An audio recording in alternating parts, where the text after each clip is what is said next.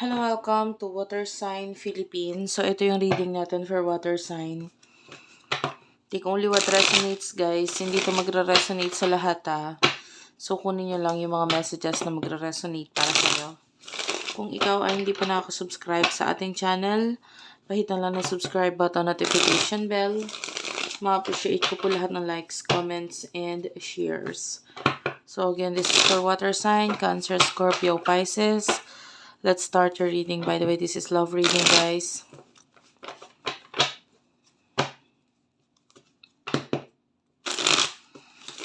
For water sign.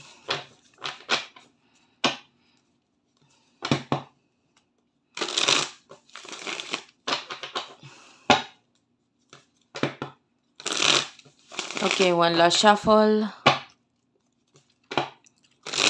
Thank you, Spirit Guides, Angel Guides. For water sign.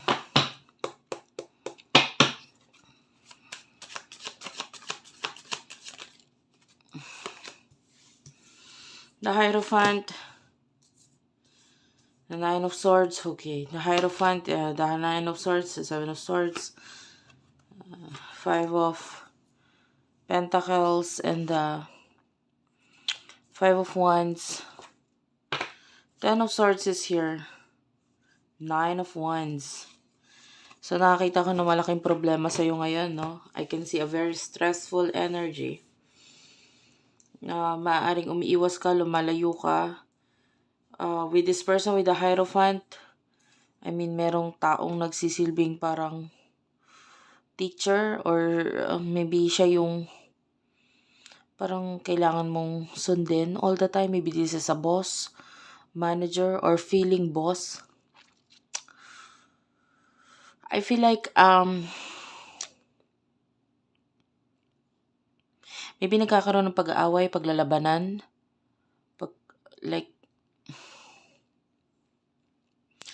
kaguluhan, maybe regarding sa pera.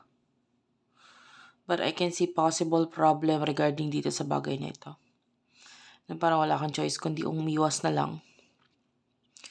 Lumayo na lang. Parang, kasi siya naman lagi yung masusunod, siya naman yung dapat masunod. Diba? I feel like nasasaktan ka because of this. Kasi pag ikaw, binibigay mo naman lahat Anyway, maybe it has something to do with your career. Yeah, yung iba sa inyo, parang wala kang choice kundi manahimik na lang. Kasi, kung hindi ka mananahimik, magkakaroon lang ng pagkakagulo.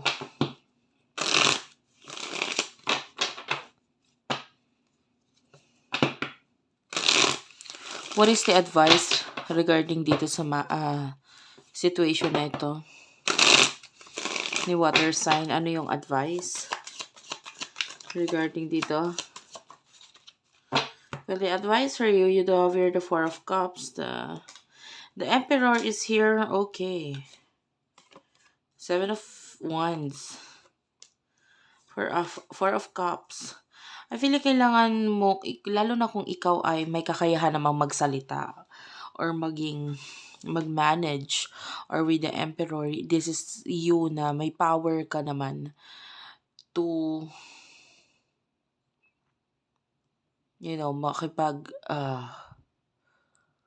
makipag-usap or sabihin kung ano yung mga bagay na parang hindi ka sigurado. Kumbaga, whatever is in your mind, huwag mong pigilan, sabihin mo. I can see partnership here, so hindi ka nag-iisa. I feel like merong mga taong tutulong sa'yo, will support you regarding dun sa bagay na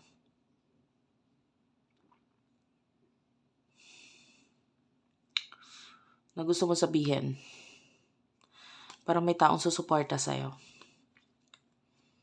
Okay, especially na mas marunong ka naman talaga with the Seven of Wands. Mas alam mo naman talaga dapat yung dapat gawin. So, kailangan mo rin magsalita. Huwag mong pigilan ang sarili mo. That's the advice. Pagdating sa love, who is this? person nakakonect ni water sign.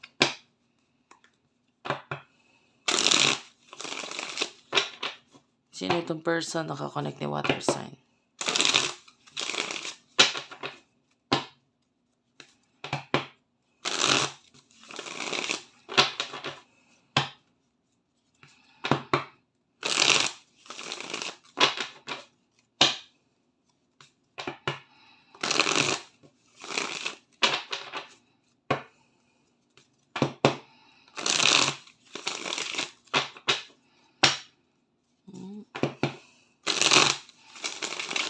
Person nakakonect ni water sign, please, spirit guides, angel guides.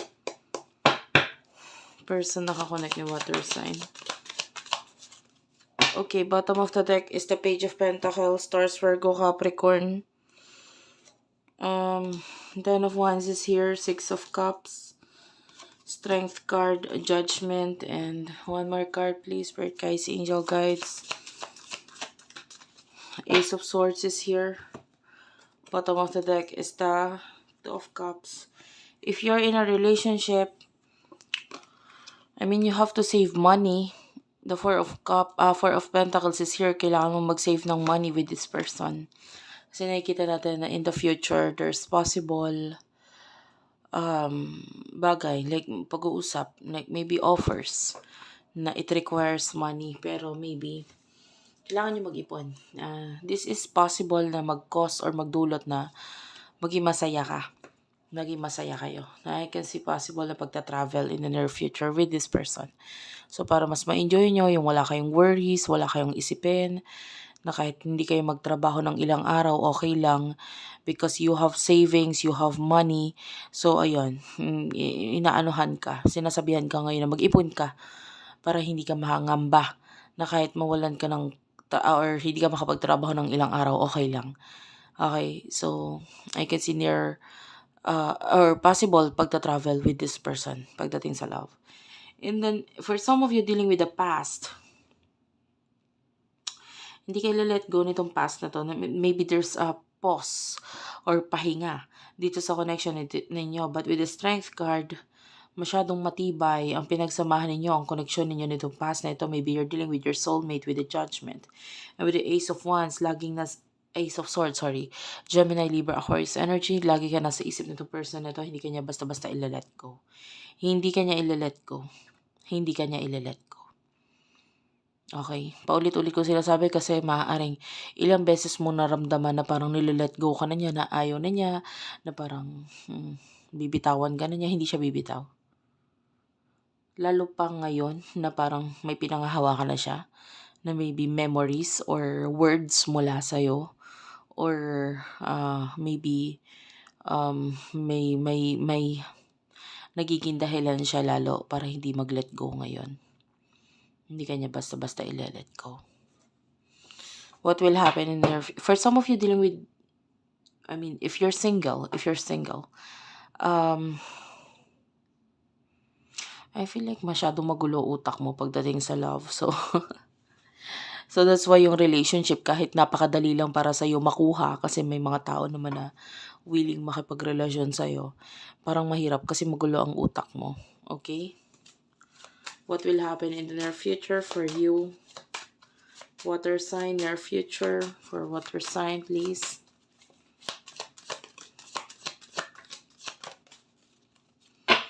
You do have here the Ten of Swords, so I can see possible ending of a situation in the near future. Lalo na the Tower is here. You do have here the,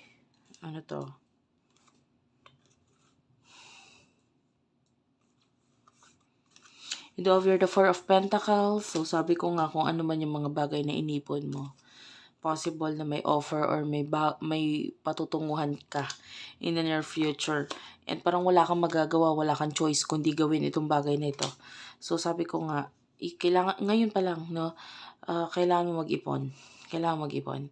Kasi may offer or may something in the near future na maybe yung offer sasabihin sa'yo, maybe may kinalaman sa pagta-travel, and wala kang magagawa dito sa bagay na ito with the Four of Swords. Parang kailangan mo sumama, kailangan mo talagang gastusan. And I can see possible ending with the Page of Swords And the High Priestess. Yeah. This is with regards to your career. I mean, kung ilalaban mo yung tingin mong tama, I can see possible ending dito. Or ilalaban mo yung tingin mo, nasa isip mo talaga na gusto mo.